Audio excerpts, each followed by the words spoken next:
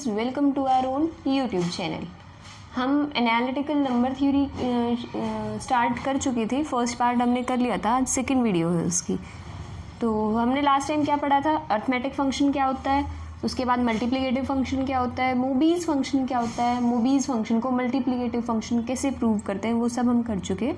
अगर आपको वो सब देखना है, उनमें से कोई भी डाउट रह गया तो आप पार्ट 1 वीडियो जो है वो देख सकते हैं। आज उससे आगे का करेंगे हम। आज एक थ्योरम है। थ्योरम क्या, पहले एक रिजल्ट देखो उससे पहले ये कि if F N is a multiplicative function and F is non zero then F of 1 is equals to 1। तो ये रिजल्ट है, इसका प्रूफ भी है, सिर्फ 3 लाइनर 2 लाइनर प्रूफ है। तो उसको कैसे करोगे ये प्रूफ, ये जो रिज़ल्ट है ये आपको याद रखना है, क्योंकि आगे हम डायरेक्टली यूज़ करेंगे बहुत सारी थ्योरम्स को प्रूव करने के लिए इसको। और इसको ऐसे याद करके नहीं चलना है, वरना तो आप अभी पढ़ोगे तो आगे की 2 थ्योरम में तो आपको जनरल सी बात है कि याद रहेगा ही रहेगा। लेकिन आप जैसे ही 3rd थ्योरम 4th थ्योरम करोगे, आगे 2-4 थ्योरम और आगे बढ़ जाओगे तो भूल जाओगे इसको। अगर ऐसे याद करोगे, if F N is a multiplicative function and F N is non zero then F of 1 is equals to 1। तुम्हें कैसे याद करना है उसको, याद करने का ट्रिक कि अगर कोई नॉन ज़ीरो फंक्शन मल्टीप्लिकेटिव हो जाए, अगर कोई नॉन ज़ीरो फंक्शन मल्टीप्लिकेटिव हो जाए तो F of 1 is equals to 1, तो वो फंक्शन 1 पे 1 ही वैल्यू देगा। वो ऐसे याद करने हैं आप ये रिज़ल्ट। कैसे रिज़ल्ट याद करना है, आप दोबारा अपने आप में ही रिपीट करें। अगर आप खुद से सिर्फ वीडियो देखे जा रहे हैं तो वो मुझे याद हो रहा है, मैं बार बार रिपीट करूँगी। आप लोगों को अगर ये ऐसे कि ऐसे कोई भी चीज़ याद करनी है तो आपको क्या करना है, जब मैं रिपीट करूँ तो आपको साथ में रिपीट करना है, तो आप वो चीज़ भूलेंगे नहीं, क्योंकि वो जो चीज़ आप बोलेंगे वो खुद से सुनेंगे अपनी बोली हुई बात, और अपनी बोली हुई बात कम भूली जाती है। ठीक है, तो कोई भी नॉन ज़ीरो फंक्शन अगर मल्टीप्लिकेटिव गिवन है तो वो फंक्शन 1 पे 1 वैल्यू ही देगा। ठीक है, तो प्रूव करके चलते हैं। अगर कोई भी नॉन ज़ीरो फंक्शन है एफ, तो मतलब किसी न किसी, अगर एफ एन कोई फंक्शन है, अगर ये एफ एन नॉन ज़ीरो है तो मतलब कोई एक ऐसा एन ज़रूर होगा जहाँ वैल्यू ज़ीरो नहीं होगी, मतलब एक एन ऐसा एग्जिस्ट ज़रूर करेगा जहाँ वो एन नहीं, ज़ीरो वैल्यू नहीं देगा।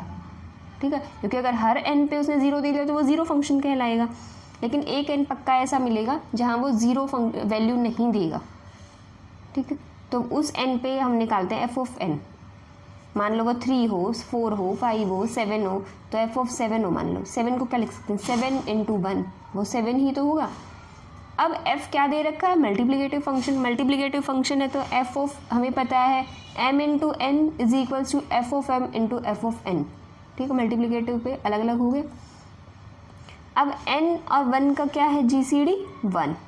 तो अगर इन दोनों का GCD 1 है तो 1 का GCD n के साथ 1 गिवन है, और एफ एन जो है वो नॉन ज़ीरो फंक्शन है, ये भी पता चल गया। तो इसीलिए अगर F N non zero function है तो एफ ऑफ 1 क्या होगा, 1 ही होगा। ठीक है, थ्योरम पे चलते हैं। एफ एन जो है एक मल्टीप्लिकेटिव फंक्शन है, तो हमें प्रूव करना है कि summation of D divides N F of D. ठीक है, ये भी मल्टीप्लिकेटिव होगा। कल मैंने जब आपको स्टार्ट कराया था तो मैंने कही थी कि आपको आगे बताऊंगी 5 फंक्शन, डिवाइज़र फंक्शन, सम फंक्शन, ये सब। अभी क्या है कि इसका नाम नहीं दे रखा है यहाँ, वो आगे इंट्रोड्यूस होगा ये कि एक फंक्शन है। ठीक है, इसी फंक्शन का आगे नाम आएगा। इस फंक्शन का नाम क्या आएगा, ये कहलाएगा आगे जाके सम फंक्शन। ठीक है, ये कहलाएगा सम फंक्शन। अभी अगर इसने कही है एफ एन मल्टीप्लिकेटिव है तो हमें प्रूव करना है summation D divides N F of D, वो क्या होगा, सम फंक्शन होगा। अब इसका मतलब समझो, सबसे पहले आपको प्रूव करना है तो ये मैं आपको आगे सम फंक्शन जब आएगा ना तब नहीं समझाऊंगी। क्यों नहीं समझाऊंगी, क्योंकि इसको अभी पूरा का पूरा मैं समझाऊंगी, और वो अभी क्यों समझा रही हूँ, ताकि आपको थ्योरम करने में ईजी हो जाए। कहने को मैं रटवा सकती हूँ ऐसे कि एफ ऑफ डी यहाँ वैल्यू रखो, जब ए आ जाए ए रख दो, n1 आए तो n1 रखते जाओ, n1 इंटू n2 आए तो n1 इंटू n2 रखते चले जाओ, हो तो जाएगा। लेकिन अगर आपको ये सम फंक्शन पता होगा कि ये क्या होता है तो ईजीली हो जाएगा, समझ पाओगे रटने की बजाय आप। चलो करते हैं। Summation of D divides N, इसको एफ ऑफ डी, इसको अब कैसे समझोगे, आई होप ये क्लियर दिख रहा है ना आपको। समेशन डी डिवाइड्स एन, ठीक है। इसको कैसे करोगे कि आपको कोई भी अगर नंबर दे रखा है, मान लो ये एफ तो चलो ले रखा है, जी एन की वैल्यू के इक्वल रख लेते हैं। तो अगर मैं कहूँ G7 निकालो, तो G7 कैसे निकालोगे? G7 मतलब n की वैल्यू 7, n की वैल्यू 7 रख दी। D डिवाइड 7 को डिवाइड करने वाले कौन से डिवाइजर है, पहले मैं इसमें रख के बता रही हूँ, फिर इसको एक जनरल लैंग्वेज दे देंगे हम, ठीक है, सेंटेंस फॉर्म देंगे, उससे आपको और आसान से समझ आएगा। अभी हम वैल्यू पुट करके बता रही हूँ कि क्या वही आंसर आएगा, फिर वहाँ से काउंट करना, वहाँ भी वैसे ही आएगा। 7 के लिए निकाल रहे हैं हम, ठीक है। तो अगर कोई प्रॉब्लम हो तो आप 8 के लिए भी निकाल सकते हैं, क्योंकि उसके डिवाइजर ज़्यादा बनेंगे तो थोड़ा हेक्टिक लगेगा आपको निकालना। तो 7 के लिए आप खुद निकाल लेना, वो तो छोटा सा है। 8 के लिए निकलवा देती हूँ क्योंकि इसमें ज़्यादा है, ठीक है। 8 के लिए क्या है, ज़्यादा है, तो 8 के लिए, तो देखो 8 के लिए 8 को डिवाइड करने वाले D, तब ये समीशन रन होगा, D पे रन हो रहा है। तो 8 को डिवाइड करने वाला कौन है? 1, 2, 4 और 8। पॉजिटिव डिवाइजर्स 4 हैं जो 8 को डिवाइड करेंगे। क्या कोई और पॉजिटिव डिवाइजर है जो 8 को डिवाइड कर दे? नहीं। 1, 2, 4, 8। तो f(1), f(2), f(4) और f(8), ठीक है, ऐसे चलेगा ये। तो f(1), f(2), f(1) plus f(2) plus f(4) plus f(8), ऐसे चलेगा। समझ आया? और सम फंक्शन और इसमें क्या डिफरेंस है कि यहाँ डायरेक्टली सम फंक्शन नहीं लिखा हुआ, यहाँ f(d) लिखा हुआ है और वहाँ क्या होता है? d। तो क्या फ़र्क है, समझ आया? ये सम फंक्शन के बिल्कुल सेम नहीं है, सम फंक्शन से थोड़ा सा अलग है। वो अलग क्यों है? क्योंकि f(d) की बजाय क्या होता है? d। सम फंक्शन होता है किसी भी नंबर का अगर हमें वैल्यू निकालनी है, वो सम फंक्शन निकालना है उसका, तो उसके जितने भी पॉजिटिव डिवाइजर्स हैं उनका सम, वो होता है समेशन D डिवाइड्स n, ठीक है। अगर n की वैल्यू मान लो 7 हो जाए, तो 7 को डिवाइड करने वाला कौन है? 1 और 7, तो 1 + 7 = 8। तो ऐसे ही अगर 8 को डिवाइड करने वाले देखें तो 1 + 2 + 4 + 8। यहाँ f(d) है, बिल्कुल सम फंक्शन नहीं है यहाँ, लेकिन उससे रिलेटेड है। ये समीशन खोलना समझा रही हूँ एक तरह से, ये कह सकते हो तुम, ठीक है। सम फंक्शन आगे भी आएगा, ये अलग है, ये सम फंक्शन नहीं है बिल्कुल। f(d) की जगह d होता है बस। चलो शुरू करते हैं इसका प्रूफ। देखो g(n) = ये जो हमें जिसको मल्टीप्लिकेटिव प्रूव करना है कि fn अगर मल्टीप्लिकेटिव है तो summation d divides n, fd भी मल्टीप्लिकेटिव होगा, ये प्रूव करना है। इसको gn रख लिया, इतना बड़ा बोलने के लिए हम gn वैल्यू रख ली, ठीक है। केस बनाएंगे इसमें, एक बार 0, एक बार नॉन ज़ीरो में फिर 3 केस बनाएंगे पहले वाले की तरह, ठीक है। अगर फंक्शन fn जो है वो 0 है, अगर fn ही 0 है, fn 0 है तो fd भी 0 होगा, ये 0 है तो ये भी 0 होगा, तो gn भी 0 होगा। फिर gn हमें प्रूव क्या करना? मल्टीप्लिकेटिव, मतलब g(n1, n2) = g(n1 × g(n2), ये प्रूव करना है। तो g(n1.n2) = 0 होगा, ठीक है, क्योंकि gn = 0 है, हर वैल्यू के लिए gn तो 0 है, तो n1.n2 के लिए भी वो 0 ही होगा। 0 को लिख सकते हैं 0.0 g(n1 g(n2), ठीक है। तो 0 के लिए तो सिंपल सा केस है। नॉन ज़ीरो के लिए लेके चलते हैं। अगर फंक्शन नॉन ज़ीरो है और मल्टीप्लिकेटिव है, ऊपर रिजल्ट पढ़ के आए थे कि कोई भी नॉन ज़ीरो मल्टीप्लिकेटिव फंक्शन है तो वो 1 पे 1 वैल्यू देगा। रिजल्ट पीछे याद किया था, बिल्कुल अभी रिसेंटली मैंने कहा था डायरेक्टली लगाएंगे हम आगे। अगर फंक्शन नॉन ज़ीरो है और मल्टीप्लिकेटिव है तो वो फंक्शन 1 पे 1 वैल्यू ही देगा, f(1) = 1। और अगर f(1) 1 है तो g(1) भी 1 होगा। अगर नहीं समझ आए तो यहाँ पुट करके देख सकते हैं। g(1) निकालो, 1 को डिवाइड करने वाला कौन सा डिवाइजर होगा? सिर्फ 1, तो f(1), और f(1) हमने कह दिया 1, तो ये g(1) भी 1 आ गया, ठीक है। अब 3 केस अराइज करेंगे हम इस नॉन ज़ीरो में कि n1 n2 जो हैं वो n से हैं, नेचुरल नंबर से, सच दैट दोनों का GCD जो है वो 1 है। ये GCD की नोटेशन होती है जो ब्रैकेट बनाया हुआ है, ठीक है। मिनट आपको,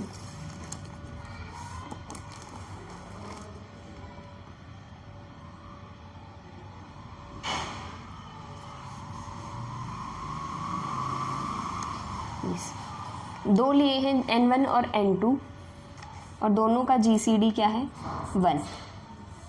ठीक है, केस बना के चलेंगे। हो सकता है GCD 1 है तो GCD 1 कब आ सकता है? हो सकता है दोनों में से एक 1 हो तो ये कुछ भी हो तो GCD 1 आ जाएगा। हो सकता है ये 1 हो तो ये कुछ भी हो तो भी GCD 1 आ जाएगा। हो सकता है ये दोनों 1 ना हो फिर भी GCD 1 तो हो ही सकता है। 5 और 7 ले लो, दोनों का GCD 1 ही होगा, दोनों में से एक भी 1 नहीं है। ठीक है, 1 का किसी के साथ लोगे तो भी 1, 1 का इसके साथ लोगे कोई कुछ भी हो तो भी 1। हो सकता है दोनों 1 ना हो फिर भी GCD 1 आ सकता है। तो इस बेसिस पे हमने केस डिसाइड कर रखे। ठीक है, कौन से केस है ये। हो सकता है N1 जो है वो 1 है। अगर N1 1 है तो हम लास्ट में जो सबसे पहली थ्योरम की थी जहाँ हमने मूवीज़ फंक्शन को मल्टीप्लिकेटिव फंक्शन फर्स्ट पार्ट में प्रूव किया था, वो सारी की सारी बिल्कुल सेम है। ठीक है, G of N1 N2 is equal G बिल्कुल सेम लिखना है। G of N1 N2, N1 की जगह 1 रख लेना, G ऑफ N2 आ जाएगा, G ऑफ N2 की वैल्यू रखना, फिर G ऑफ N2 को लिख सकते हैं 1 इंटू G ऑफ N2 और 1 क्या है G ऑफ, ऐसे करके। ठीक है, समझ आ गया होगा। G ऑफ अगर N2 जो है वो 1 है, अभी N1 लिखा था तो सेम सिमिलरली केस लिख सकते हो आप बिल्कुल। ठीक है, कि इसी बेसिस पे ये भी हो जाएगा। N2 भी अगर 1 है तो इसमें N1 वही करना है, N2 की जगह 1 रखोगे, जो बिल्कुल सिमिलरली भी लिख सकते हो। अगर इसको प्रॉपरली आप करके आते हो तो कोई ज़रूरत नहीं होती इसको सारा का सारा आपको एक्सप्लेन करने की। ये दोनों पार्ट आपको पता नहीं समझ आ रहे हो तो फर्स्ट पार्ट देख लेना, बिल्कुल अच्छे से एक्सप्लेन कर रखा है। दोनों केसेस, केस नंबर 1 और 2, वहाँ भी जो 2 केसेस बने थे, केस नंबर फर्स्ट और सेकंड बिल्कुल यही थे। ठीक है, थर्ड पे चलते हैं कि दोनों बड़े हों 1 से, दोनों बड़े हैं 1 से तो कोई एक नंबर है मान लो D, वो दोनों की प्रोडक्ट को डिवाइड कर रहा है। ठीक है, एक नंबर दोनों को तो डिवाइड कर नहीं सकता। ठीक है, तो मान लो जैसे तुम कहो 5 इंटू 3 है, N1 5 है N तो 15 हो गया, तो 15 को एक नंबर डिवाइड कर रहा है मान लो, तो वो नंबर ऐसा तो नहीं हो सकता कभी भी जो कि वो 5 को भी कर दे और 3 को भी कर दे, क्योंकि ये तो रिलेटिवली प्राइम है, तो वो भी किसी 2 नंबर की प्रोडक्ट मिलेगा पक्का। ठीक है, तो अगर कोई डिवाइज़र इन दोनों की प्रोडक्ट को डिवाइड कर रहा है तो वो डिवाइज़र भी पक्का 2 नंबर्स की प्रोडक्ट मिलेगा। क्यों? क्योंकि ये दोनों जो है वो GCD 1 है, मतलब को प्राइम्स है। तो D जो है वो D1 D2, मान लो इसमें से D1 N1 को कर दे, D2 N2 को कर दे, ऐसी फॉर्म बनेगी। अगर आपको ये चीज़ समझ ना आए क्यों है तो आप इनकी जगह पर्टिकुलर नंबर पुट करके देख सकते हैं। नंबर थ्योरी में सब जगह यही चलेगा कि आप एग्जाम्पल सेट कर लिया करो कि भाई 15 ले लो, 5 इंटू 3 ऐसे करके, लेकिन लेना है ऐसे जिनका GCD 1 हो। ठीक है, अब तो D1 और D2 का GCD भी 1 होगा। अब निकालते हैं G of N1 into N2, हमें लेके आना है G of N1 into G of N2। Target मत भूल जाया करो कि प्रूव क्या करना है, कि किसके लिए क्या क्या चाहिए हमें। फॉर्मूला रखो G of N1 dot N2 का summation F of D divides N1 N2। D खुद तो पूरा का डिवाइड कर रहा है तो इसका मतलब D भी वही है, 2 का प्रोडक्ट होगा इस तरह, D1 divides N1 D2 divides N2, तो D1 divides N1 D2 divides N2, D की जगह D1 डॉट D2। अब हमें क्वेश्चन में दे रखा है कि F जो है वो मल्टीप्लिकेटिव है, G को हमें प्रूव करना है। ये जो F है वो मल्टीप्लिकेटिव है, ये मल्टीप्लिकेटिव है तो इसको ब्रेक कर ले, F ऑफ D1 और इंटू F ऑफ D2, इनका समेशन ब्रेक होगा। अब D1 है तो D1 वाला जो है समेशन D1 पे चलेगा और D2 वाला D2 पे चलेगा। ठीक है, तो ये क्या है फंक्शन G ऑफ N1 और ये क्या है G ऑफ N2। तो G of N1 into N2 लेके चले थे और G of N1 into G of N2 आ गया। यही हमें प्रूव करना था, तो इसीलिए G फंक्शन क्या है, एक मल्टीप्लिकेटिव फंक्शन है। ठीक है, ऐसे ही आगे चलते। एक थ्योरम है कि n कोई भी एक नेचुरल नंबर है तो हमें प्रूव करना है mu of D divides n, इनका समेशन चलेगा म्यू ऑफ D पे।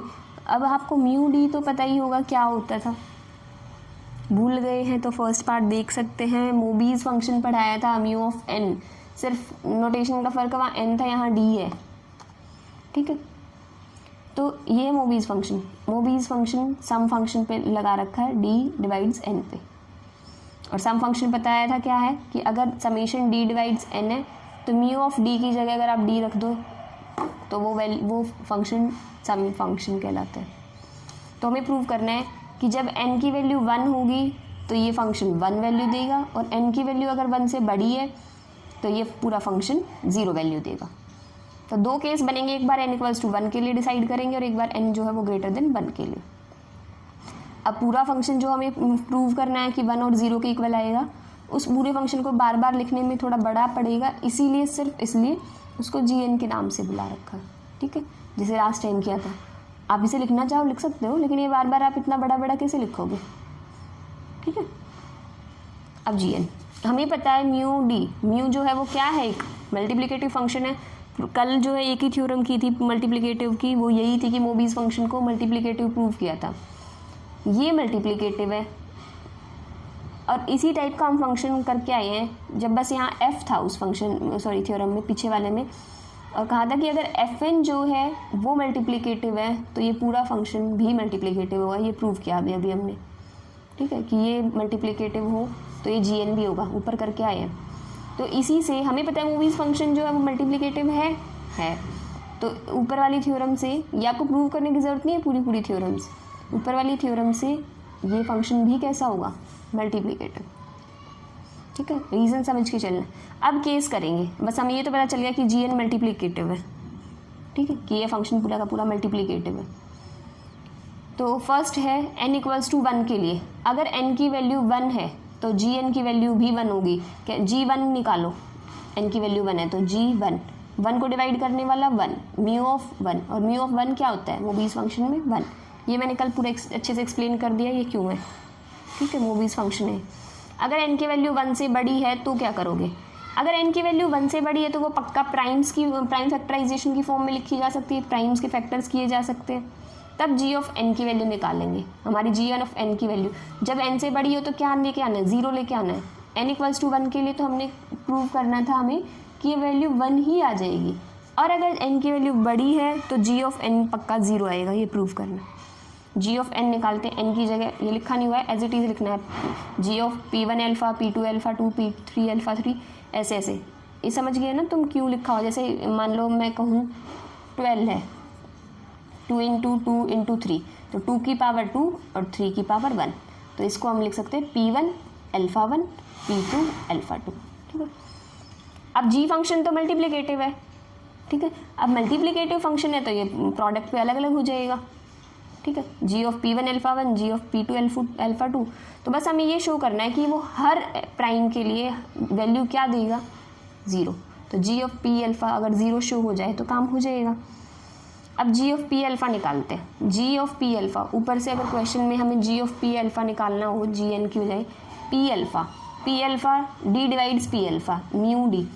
तो कौन से d जो है p अल्फ़ा को डिवाइड करेंगे, p की पावर अल्फ़ा है तो 1 डिवाइड करेगा सबको। अब मान लो 2 की पावर 7 हो तो 2 डिवाइड करेगा, 2 की पावर 2 भी डिवाइड करेगी, 2 की पावर 3 भी डिवाइड करेगी, मतलब 2 की पावर अल्फ़ा तक, 2 की पावर 7 तक। ऐसे ही p की पावर अगर अल्फ़ा है तो 1 p स्क्वायर, p की क्यूब, p अल्फ़ा, ये सब डिवाइड करेंगे। नहीं समझ आए तो कोई प्राइम की वैल्यू रख के देख लेना कि क्या करेगी। मतलब 7 की पावर 9 है, मान लो 7 की पावर 8 हो, 7 की पावर 10, तो इसको कौन कौन डिवाइड करेगा, 1 7 7 स्क्वायर, 7 क्यूब, 7 की पावर 4 अप टू 7 की पावर 8 तक सब डिवाइड करेंगे। ऐसे ही है। तो इसको डिवाइड करने वाला कौन कौन है,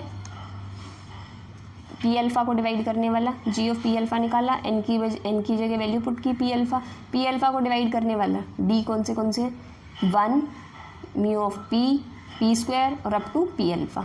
म्यू ऑफ 1 क्या होता है, 1। म्यू ऑफ p एक स्क्वायर फ्री नंबर है, कहीं प्राइम पे स्क्वायर नहीं है, तो स्क्वायर फ्री नंबर है तो -1 की पावर, जो जितने भी प्राइम है, प्राइम तो एक ही है तो 1, तो क्या है -1। ये तो स्क्वायर फ्री नंबर नहीं है, नॉट ए स्क्वायर फ्री, तो 0, नॉट ए स्क्वायर फ्री। ये तो सब में प्राइम की पावर रिपीट होने लगी, और जब भी प्राइम की पावर रिपीट हो तो आंसर 0 देता था। वो भी इस फंक्शन याद करने का थोड़ा सा स्टेटमेंट में तरीका बताया था कि प्राइम की पावर जब भी रिपीट हो वैल्यू 0, 1 से 1 कैंसिल, gn की वैल्यू 0, यही प्रूव करना था। आ गया थ्योरम कंप्लीट। सो आज के लिए बहुत हो गया। थ्योरम कहने को 2-3 ही हुई है लेकिन इम्पॉर्टेंट हुई है, बेस बन रहा है अभी आपका। अगर यही हो गया तो सारा का सारा बहुत जल्दी जल्दी होता चला जाएगा आपका, ठीक है। सो आज के लिए इतना ही। Thank you guys for watching my video. If you like it please like, share and subscribe my channel. If you have any doubt, any query, you can message me on Instagram or ask your question in the comment section also. I will share my UPI ID and my